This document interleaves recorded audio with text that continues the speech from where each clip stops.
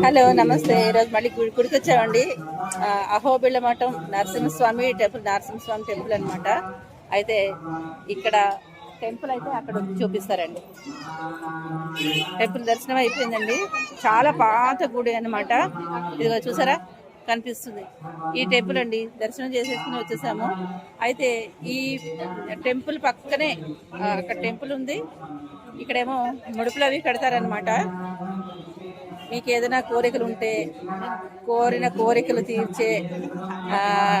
తీర్చడానికి ఇక్కడ ముడుపులు అవి కట్టుకుంటారండి. పెళ్లి కానీ తర్వాత ఇంకా ఏవో ఉంటాయి కదా, రకరకాల మనుషుల తర్వాత కోరికలు ఎక్కడ ఉండవు కదా.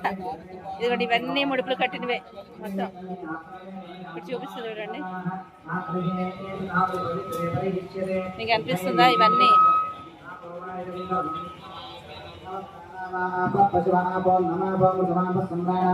భద్రాచలం ఊరు పేరు చెప్పలే కదా. భద్రాచలంలో అహోబిళ మఠం అంటే తెలుస్తుంది. నరసింహస్వామి టెంపుల్ అనమాట. నరసింహస్వామి టెంపుల్ చాలా పాత టెంపుల్.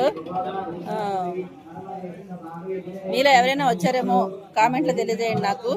నేనైతే ఫస్ట్ టైం వస్తున్నా ఇక్కడికి. భద్రాచలం అయితే చాలా సార్లు వచ్చాం, కానీ ఈ టెంపుల్కి మాత్రం ఫస్ట్ టైం వస్తున్నా. చూసారా, ఇలా ముడుపులు కడతారు. ఇంకా లోపల కూడా చాలా ఉన్నాయండి. చూస్తారండి, ఇక్కడ గోశాల కూడా ఉందండి.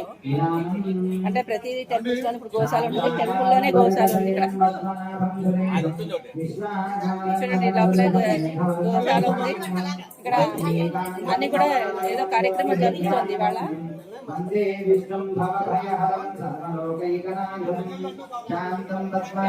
ఇవన్నీ అంతేనండి, ముడుపులే మొత్తం. చూసారా, ఎక్కడైతే అక్కడ ముడుపులు ఉన్నాయి. ఇదండి నాకు తెలిసిన విషయం మీతో షేర్ చేసుకోవాలనుకుంటున్నాను. నచ్చినట్లయితే మీరు కూడా వచ్చే ప్రయత్నం అయితే చేయండి. ఓకేనా? దర్శనం చేసేసుకుని ముడుపులు కట్టే వాళ్ళు కడుతున్నారు. నేనైతే కట్టట్లేదు. దర్శనం దేవుడి దండం పెట్టుకుంటున్నాను.